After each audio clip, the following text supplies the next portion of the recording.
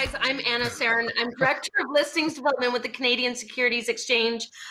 Sorry that we're a few minutes late. There was just a little bit of a misunderstanding on timing, but we're here. Thank you so much for sticking around. I think, Barrington, is there anything that you wanted to say to start off the event? Yes, there is. I was just waiting for, there it is. Perfect. Thank you, Anna, and thank you for everyone for joining us from your place to ours. And if you've made this journey, not only today, over the last couple hours, but over the past few weeks, thank you. I hope it was well worth it. If you've caught parts of it in and out, this will be available on our social media channels. I'm going to say next week, but in order to find out, you have to subscribe to CSE_TV on YouTube. Today's third and final session, Financing and Investing. Show me the money. This is presented by the CSE. We're pleased to have a few people and one very extra special guest moderator. We are in the presence of Conrad Nest, shareholder at Barrington Law, Patrick Morris, CEO, Director, Eat Beyond Global Holdings. Hopefully soon, we'll be joined by a Mr. Tom Cox, Senior Investment Advisor of Canaccord Genuity Wealth Management, and Anna Serin, Director, Listings Development, Canadian Securities Exchange. This makes up today's lineup. Our objective in running this plant protein series over the past few weeks is threefold. First, for companies to gain visibility and traction on an accessible platform. The second is to inform capital markets players and investors about the types of companies in this space and also providing new knowledge of what is happening in the plant area. Thirdly, this is to bring it home from the opening session of the science of the protein to the individual company presentations. You, as the investor or as the passerby, will hopefully have gathered all this information to see the culmination in this week's finale. As for the attendees, we ask that you share your ideas and feedback with our presenters, maybe some leads, possible funding, due diligence, information, or perhaps a potential strategic relationship. You can find their contact information in the profile boxes to the right. And as our audience, we encourage you to ask questions because we have, I think Tom might be joining us, he might not. Ask some questions because I know our panel can and will talk and will answer.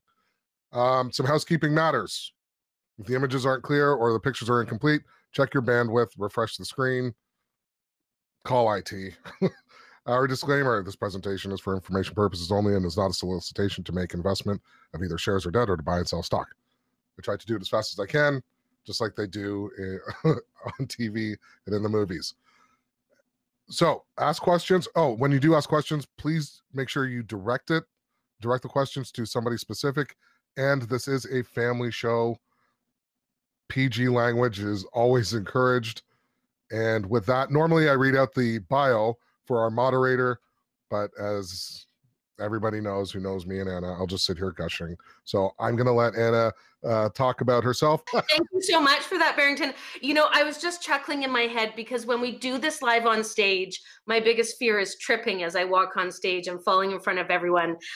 You know, listen, this is the world we live in now in the virtual reality where we have sometimes Wi-Fi issues or technical issues. Our dear friend Tom is trying to join us. Unfortunately on AirMeet, it's a little difficult with the type of computer he has. So hopefully he will get to join us. But he has worked very closely with Conrad, so I'm sure Conrad can maybe dive into some of his thoughts there, and we'll do our best to get him at a later date if he doesn't join us today. But that being said, we have... I can't get volume. Anyway, we have a great lineup today and lots of great things to talk about. So we are going to start this off. Thank you so much to everyone for spending the whole afternoon with us. It means a lot to us. And thank you so much to the speakers. I promised that this would be painless for them. So thank you so much for joining us. Your insights are going to be well received. I'm going to start with having you guys talk a little bit about who you are and why you're coming to the table in this discussion. Conrad, I'm going to start with you. Why don't you let us know who you are and what you do? Yeah, well, thanks, Anna. Hi, I'm Conrad Nest. I'm a shareholder owner at Barrington Law, and I lead the Securities and Corporate Finance Group. I am called in Washington State and in British Columbia, so I do a lot of cross-border transactions, as well as representing, transactions on IPOs and Underwriters Council. We work a lot with Canaccord, and I've been practicing for over 20 years. I used to work at a national firm, and enjoying my building out. Thank you, Conrad. Patrick, let's move along to you. Tell us about yourself. I pressed mute. So Patrick Morris here, CEO and Director of Epion Global Holdings. I've been in capital markets for over 15 years now. I've been saying 15 years for about 5 years, so could be 20. Looking at businesses that are disrupting, big companies that maybe haven't been operating by the best practices over the years. So I've spent some time in cannabis, disrupting big pharma with organic substances, which is great field to be in, I think. And now seeing the whole change in the food industry and the food system and supply, and health reasons and sustainability of the industry, just seeing so much room for disruption there. So that's why we're here. Thank you very much, Patrick. Tom, do you feel like you're in a place where you can tell us about yourself and why you're here? Well, I hope so. Yeah, I'm Tom Cox. I've been in the brokerage business for over 34 years, and I'm an investment advisor with Canaccord, and I also head up the U.S. side of the firm on the retail side. And I've sort of got involved in the vegan space here more in the last 2.5 years here, when I underwrote Very Good Food to start with. Wonderful. Thank you, Tom. Okay, we're going to dive into it. I'd like to start with you, Conrad, and hopefully you don't have too many Wi-Fi issues. I wanted to start this dialogue talking about going public, because I think, before we can really dive into the elements of investing in this space, I think it's important for the audience to understand what is unique to this sector when these companies are going public. Conrad, can you tell us a little bit about the IPO process and what's unique to the plant protein sector? Thanks, Anna. So one thing I will say, just starting out, is it's been a tremendous experience working with companies in this industry. In many cases, we're dealing with very passionate, hardworking entrepreneurs who successfully built up their businesses, are very excited to take their company to the next level. In terms of the process, sort of things that we've seen that are important, one thing is to look at your licensing requirements, to look and make sure that your business has obtained all the required licenses under Health Canada or Canadian Food Inspection Agency, and complied with the applicable provincial and federal labeling requirements. With the plant-based industry, it's important to differentiate yourself from the meat products. So you have to, in some cases, like add a Z to your ribs description, or add the word plant-based or dairy-free. So it's important that they get that right. And, we've acted as, Underwriters Council. So that's one thing that we want to look for in an early stage business, is that they've got that organized. Another thing to think about is the corporate structure. You want to make sure that the company has been incorporated, and that you have proper records for the share issuances, and that the share structure is going to be acceptable to the exchange. So you're looking at the cap table and analyzing the issuances. And if there's a lot of shares issued at nominal prices, you want to show value for those shares that have been issued, whether it be sweat equity or a valuation.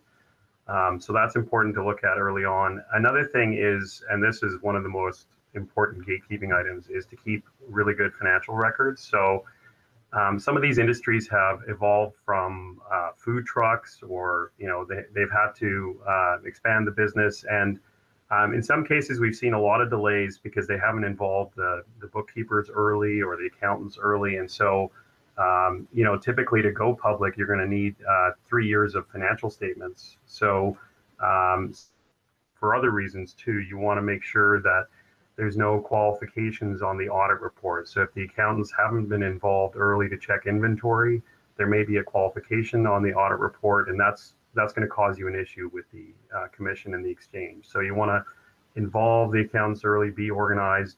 And then you also want to think about, IP protection. So for these types of companies, they're always building a brand, or, the names of the product or the name of the company is exciting, and they want to be able to protect it and show the protection. So typically you'll look for trademarks. In many cases, the recipes for the products are protected by trade secrets, so you want to look at and make sure that they've protected confidentiality in their employment agreements with their employees, that there's confidentiality clauses. So it's important to show investors and the underwriters that you've protected the IP for your brand as you're building it. Another very important point is you want to have strong management team, and ideally you want to start, once you're looking to go public, you want to start building a team with public company experience.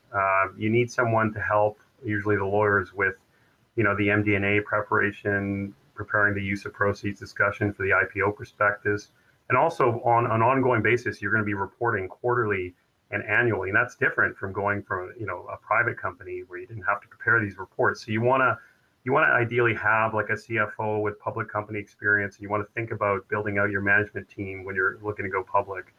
Another very important, more recent thing is to have a plan for COVID-19. These days, it's critical in any food manufacturing industry to have a plan for, how to deal with COVID, what to do with an infection, have a health and safety plan. The regulators are looking for that. You'll typically see news releases about that, how the company is dealing with those risks. And you'll see, a lot of sections of the prospectus dealing with the company's plans for COVID-19. And aside from that, you also, not just talking about the risks, you should be looking at how to pivot your business to deal with the pandemic. And we saw that with some of the companies that we took public in terms of, switching to more online sales versus having just the restaurant base. So companies that were able to deal with the pandemic successfully did really well. In fact, COVID increased the sales. We saw it with Very, for example. So the other important thing is to have a solid, supply and distribute out. Logistics of delivery has been really difficult to manage for many companies in this space. And so it's important to plan for the logistics. And if you're telling the investors you're going to be scaling up, it's important also to make sure that your facilities are capable of scaling up and that you're maintaining the taste of the products. So that's those are some of the things we've seen that are important during the IPO process. Thank you, Conrad. I found it so interesting when you touched on the COVID-19 plan. That actually was something that regulators actually look at as their implementation of their COVID plan. Is that right? Yeah. So it's discussed in the prospectus. That's interesting. Well, and I also think it's interesting when you talk about all of these requirements to go public, this information all needs to be put together. It's put in front of the regulators, and it's put in front of, the people investing in these companies. So when you're trying to decide the value of a company, some of those things are important to value. Do they have their IP? Do they have the COVID plan based? And that's all part of kind of creating the valuation of, the potential of that company. I'm going to now jump over to Patrick, because Patrick is, he's with Eat Beyond, and they just listed with us in November of 2020. So welcome, Patrick. Thank you. Welcome to the CSC family. We're excited to have you guys here. And so I just wanted to talk about your process. So you've gone through, the go public process. I wanted to hear what that looked like for you. And I also wanted to dive a little bit into Eat Beyond and what makes you guys a bit unique as far as the rest of the market. Sure, absolutely. Thanks for having me on. So as far as the listing process goes, we've been happy with the CSE along the way. We know everyone's busy. There's a lot of files. There's a lot of new companies coming online. So there's a little bit of back and forth there throughout the process, but that's just the way it works. So, but overall, we've had a great experience with the CSE. So thanks for that, guys. As far as just a snippet on Eat Beyond, and our tagline pretty much sums it up. So we make it easy to invest in the future of food. So an investment issuer is, in a sense, it's basically like a fund where you have a pool of capital and you have industry professionals in a specific area that help you make good decisions on investments to make.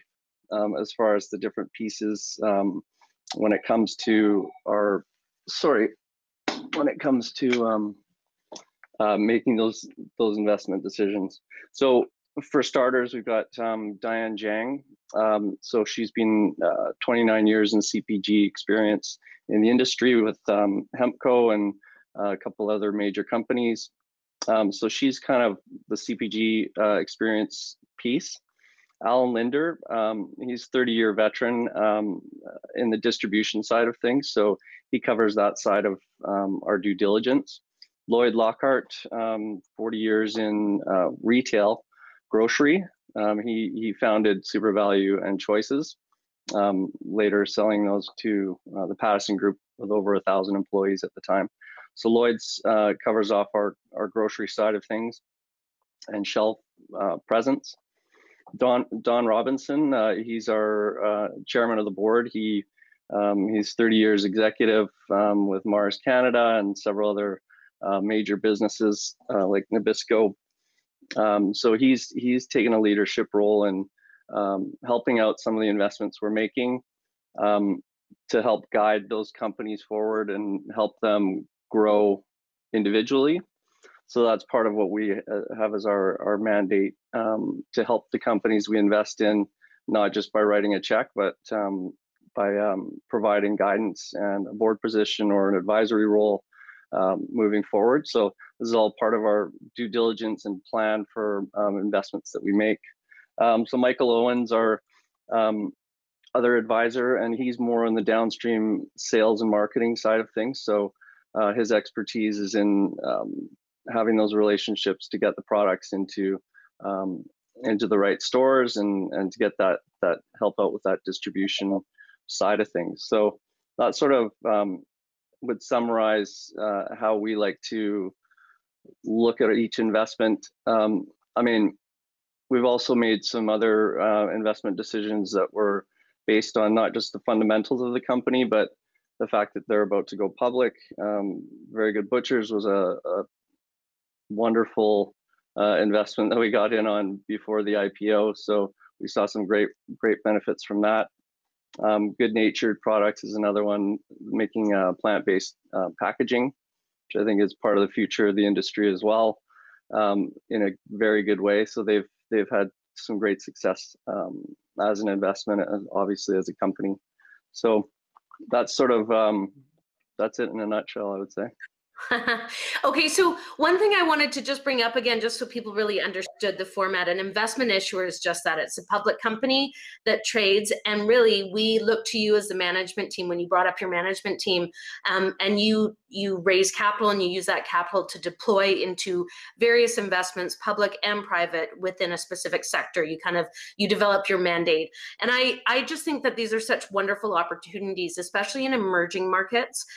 It really gives an opportunity to branch out a little bit and participate in a bunch of different opportunities. So welcome, Patrick. We're excited to have you here. You guys have done well as well. Now we're going to jump to Thank you so much. We're going to jump to Tom as well now. Tom, I'm wondering if you're able to, you have kind of, the reason you're here is very interesting, how you started investing in this space. And I know that you look at lots of deals specifically in this space, but tell us a little bit about your investment mandate when it comes to the sector. Well, in general, and thanks for inviting me, by the way. Basically, when it comes to any type of investment in any form, I sort of look at, number one is the people involved in the company and how passionate are they about what they're doing. And candidly, I look at that as being probably the number one criteria on any company. When I came to, for example, the Very Good Food Company, initially I met them a couple of years ago, and I was very impressed by them. And how they were, they were totally engaged in what was going on. And so as time went on, I kind of took a pass on it to begin with, just because they were a smaller company at the time. But on a further review, and the more I looked at the sector, the potential of the vegan market as a whole, I was actually very impressed. And then the thing that I liked about Very was the fact is that they were so passionate about what they were doing, but they were also into the idea of no chemicals in the product, and the awareness, the self-awareness of what was going on, and the complete full meal deal about how everything in the sector should look like. And so on further review, and then of course Beyond Meat came out at that time, and that was when we decided to have a further look at it. And I will tell you, in fairness to the people behind Very Good Food, they were one problem I find that's very difficult is getting company individuals who are in private companies to actually make the leap of faith in the public markets. It's a bit of a scary transition for a lot of people, and in fairness, the group was apprehensive at first, but they made the leap of faith, and the results were outstanding. It's sort of funny because you had two really nice guys. You couldn't ask for two nicer people in an industry, and it's so nice to see somebody like that be so successful now, right? I sort of tell everybody, you had two guys that were sort of, living hand to mouth type thing, and all of a sudden now they're two of the richest guys in Victoria. So, and very well deserved. So yeah, that's part of the process. But the thing is that that they live and breathe this 7 days a week. A lot of entrepreneurs, they talk a good story, but the hard part is actually finding those that are actually really committed to it. And they're committed to it, fully, mentally and physically all the time. Well, and it's interesting because you brought this up actually, that when these new emerging sectors kind of come to the market, it's really difficult to do valuations on them, right? So it is a bit of a leap of faith, even for you and your clients that you're putting into these companies. But you said something great the other day. There's 8 billion people that eat probably about 3 meals a day. So the sector itself, it seems to have tons of opportunity. Oh yeah, there's no shortage of opportunity in this space here, and candidly, I think you're going to see it grow into a lot of spin-off ideas as well. It's in the restaurant part of it, the food component of it is. I mean, as people are becoming much more conscious, I sort of joke that the vegans are. You need to say they're almost like a cult in many respects, because they're very passionate about their beliefs in saving the earth. The thing that I think where investors should really understand is that this ticks all the boxes. It ticks, the box about, saving the planet, eating healthy, no chemicals, just sort of, like people feel like they're a part of a movement in a transition that is actually coming as people eat less and less meat. And the reality is people are going to eat a lot more fruits and vegetables as they go forward. And that's key in this sector here. And I think that this has been a bit of an awareness movement that started to take place here. Absolutely. So I think the main part that everyone keeps talking about is the importance of the entrepreneurial spirit and the management team involved. And you guys all, kind of mirror that sentiment. Is there anything else that you look at when you're looking at companies within the sector? I look at what the upside is for the company. Like, is there a lot of room for expansion? A lot of the companies I look at have sort of limited ability. But with the very good food, as an example, I mean, literally, they could become a major contender over time. They've got the potential to do so. It's basically getting the name out, the brand awareness. I think you're going to see, lots of new products hit the market and different sides. But I think that realistically, this is a sector that's, I think taste of the product was a big problem maybe in the beginning, but I think that as time goes on, a lot of people now are starting to recognize this food actually can taste really good. Yeah, and I mean, we saw that today in some of our earlier panels, that there is some amazing products coming that make it quite easy for any meat eater to maybe make that switch over to a more plant-based diet. Patrick, I'm going to jump to you for a second. I know that, obviously both you and Tom are in the practice of investing in the space. So you look at lots of deals, and I know that you invest globally. You did say that you felt Canada was a bit of a front runner, which is so exciting to hear. Can you maybe talk to us a little bit about the different areas of this sector? So obviously there's the manufacturing side, somebody, creating the product and selling it in a storefront or online. What other areas of the sector are there?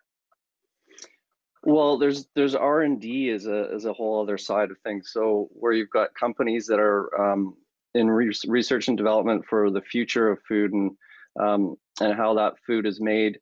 One example is cellular agriculture, where you're taking a single cell from an animal, using sounds space age, but a bioreactor to convert that with a recipe from a single cell animal cell into a piece of meat or a piece of chicken or beef. So there's a race on right now to find the most cost-effective way to produce meat without using an animal. So as far as a sector, I think that's probably the future where this is all going. And we'll look back, 20 years or so or more, and look back and think, how many cows and chickens did we have to consume? I mean, really, it's mind-boggling. So that's one example for you. I think the other thing that that came up in our pre-discussion was, and Tom, feel free to jump in if you wanted to, but this idea that maybe the next big disruptor is the fast food movement. Patrick, do you want to talk there, or Tom, do you want to jump in? Who wants to answer that one? Sure, I'll just quickly jump in. You guys can add to it.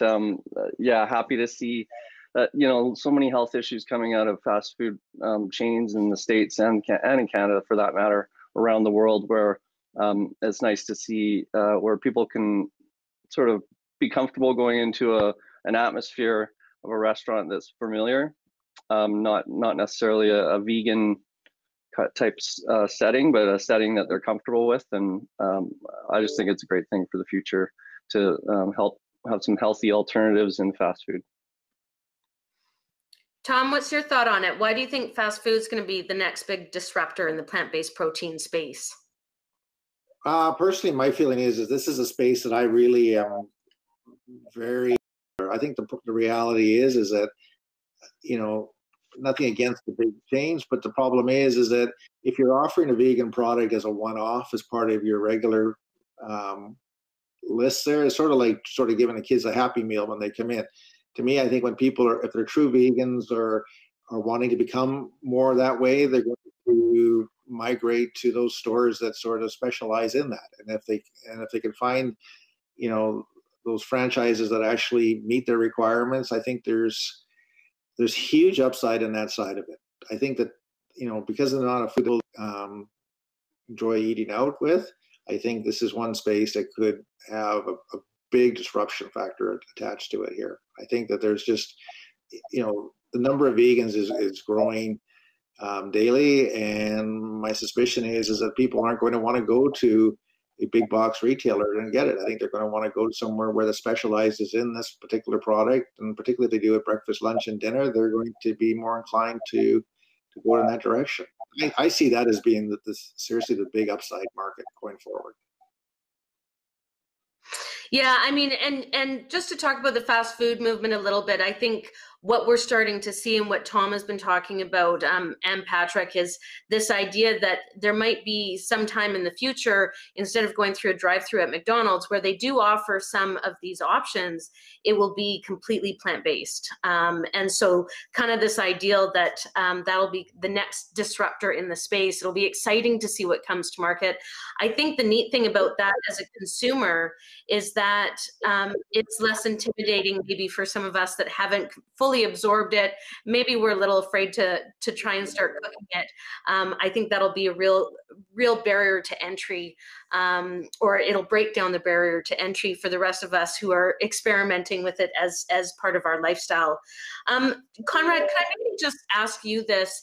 I'm curious how the regulators feel about these files. We've obviously seen some emerging sectors that I think does question, whether it's in legal jurisdictions or if it can fit into funds, and they're new sectors that the regulators have to wrap their heads around.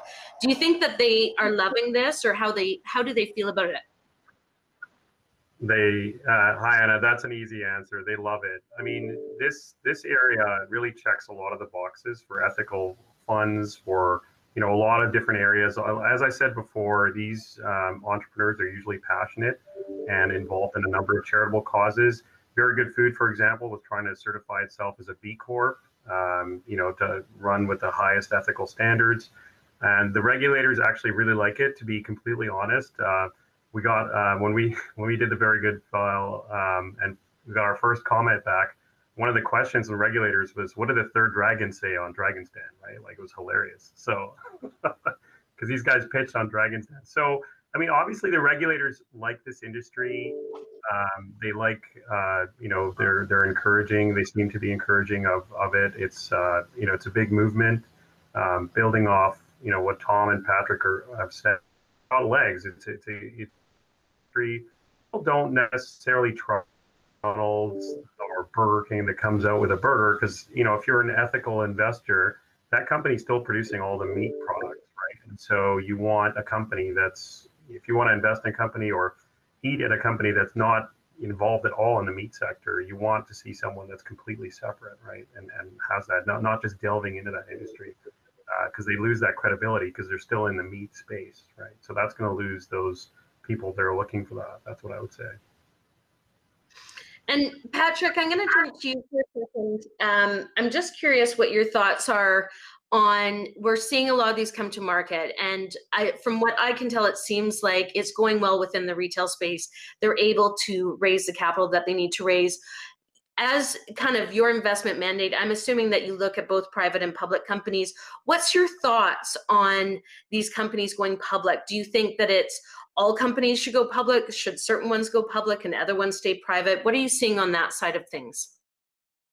Well, I'm seeing a lot of deals in the hopper at the moment, getting into the space because they've seen how much attention these companies are getting, and that investors are a lot more savvy nowadays with where they're putting their money. And I think we touched on this the other day, as well as the next generation of investor or retail investor, being that millennials and Gen Z now, where they're growing up in a world where McDonald's isn't necessarily, it's not a exciting thing anymore.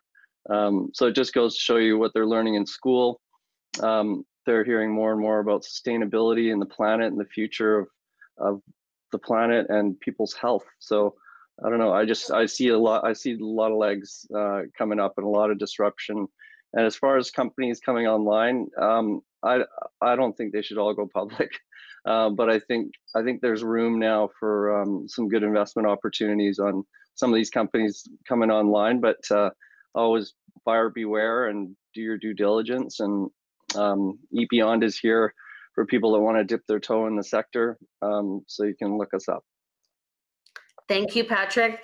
Tom, I'm going to jump back to you, and I'm kind of want to ask you the same question a little bit, because I know you've looked at lots of deals. And the other thing I want to ask you is, as you've been raising capital for some of these companies, what sentiment you're getting from both the retail and institutional side? Are you seeing both sides jump in?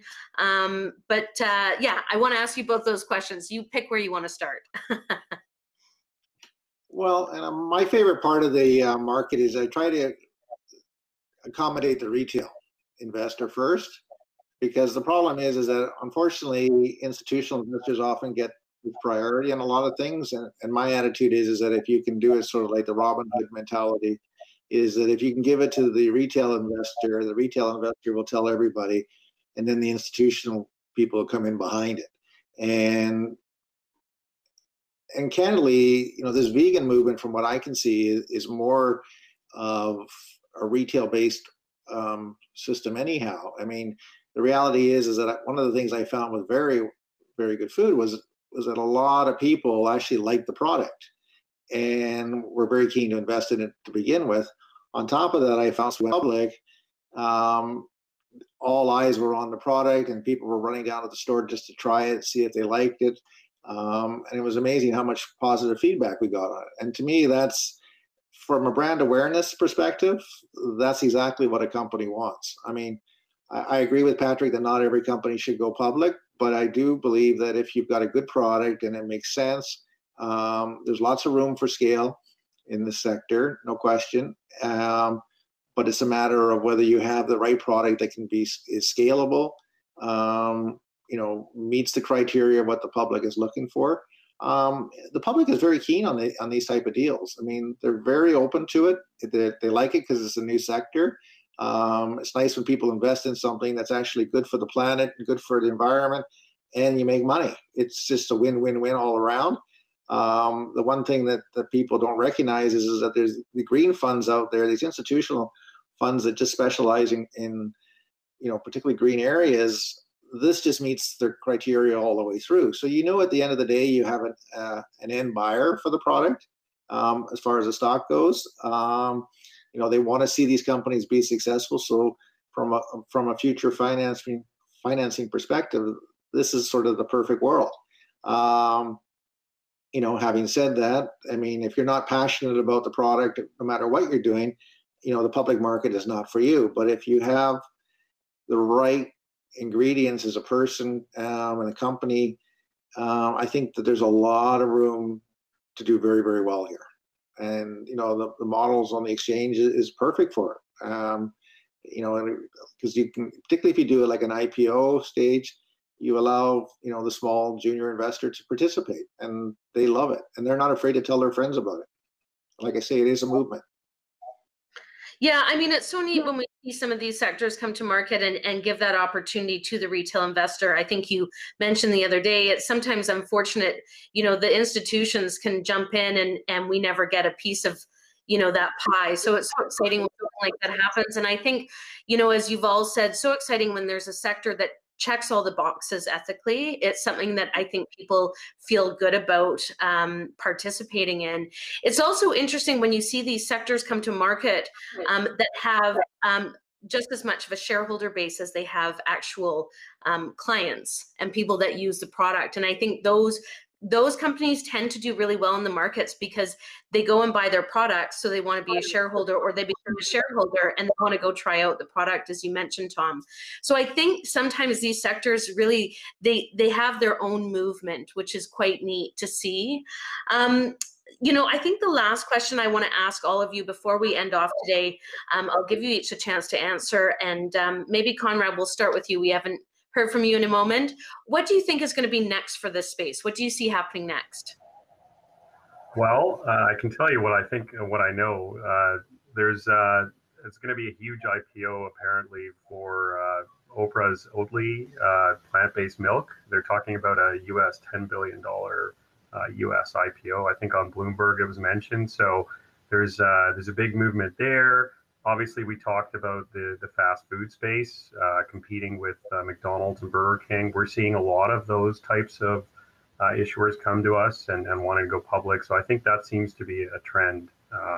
But overall, I mean, I think in the early stages of this industry, they're projecting $74 billion by, I think, projecting it to be a $74 billion industry by 2027. So we're well away from that right now. But so I think, yeah, it seems to have legs, right?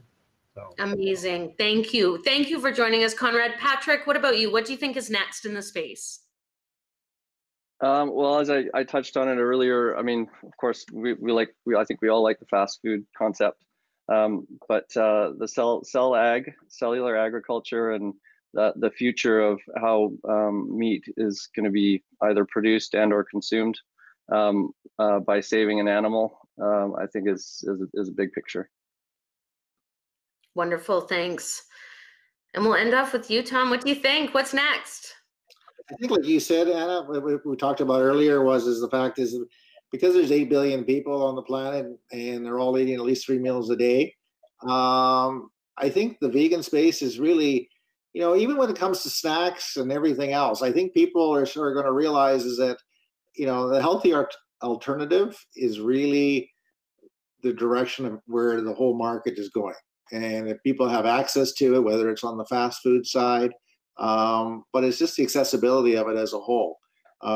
Whether you go in Costco now, you can start to see the products starting to develop. I mean, one product I used to joke around with the Very Good Food is they've got a cauliflower chicken wing that they call it, and a chicken wing, and it's outstanding.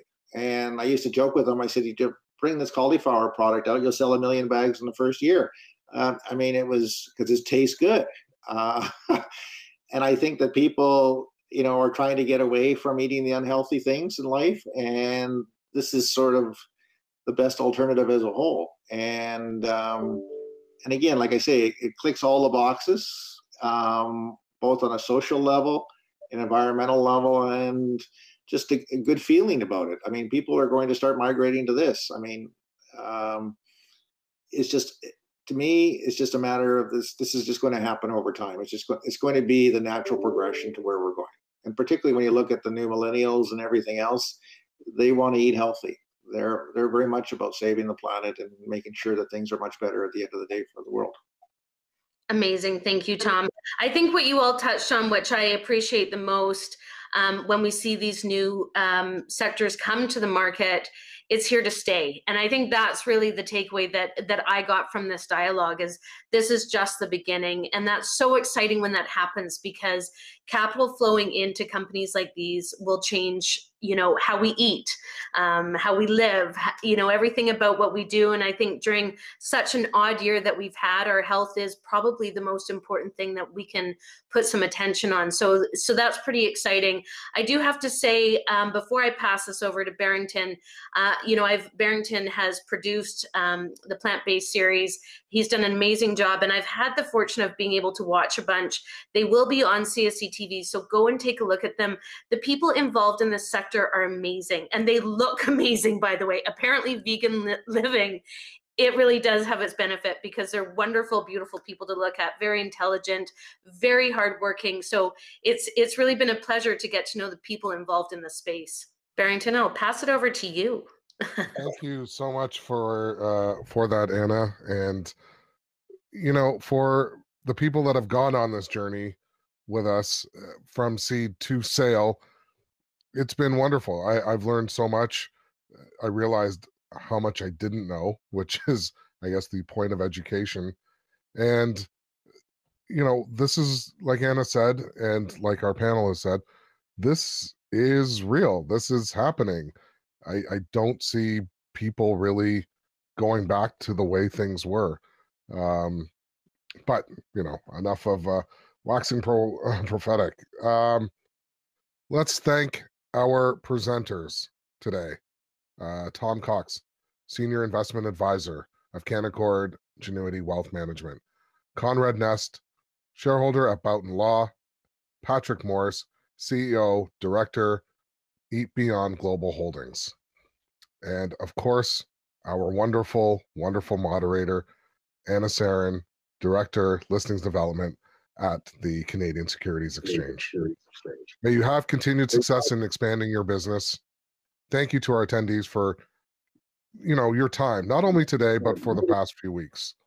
Go to these companies' websites, learn more about them. And if you have a lead for them, connect with them.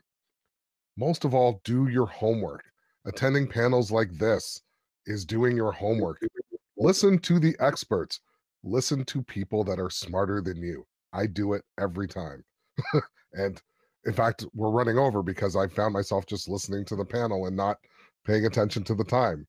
And it's not only about the public companies or the big ones. There are tons of companies in this space that are in our audience, like Blender Bites and Cullen's Food Limited. So check all of them out. Special thanks, because it takes a village. Scott Exner of MLT Aikens, Canada's leading ag food law firm. Brad Farquhar, CFO of Input Capital, and executive in residence in agribusiness at the business schools at the University of Regina. Regina Economic Development, Glenn Fraser and Leanne Magilla of MNP. Pulse Canada.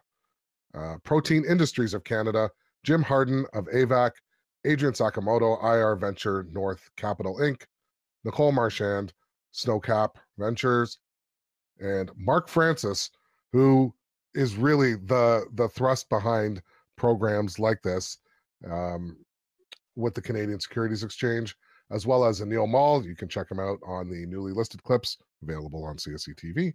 And Grace Padota, who's working behind the scenes to make sure this all flows seamlessly and smoothly. Don't forget to subscribe to CSC TV. Check out our social media channels on LinkedIn, Instagram, Facebook.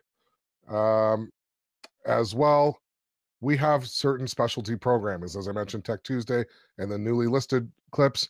You can check out #finance as well as Aftermarket.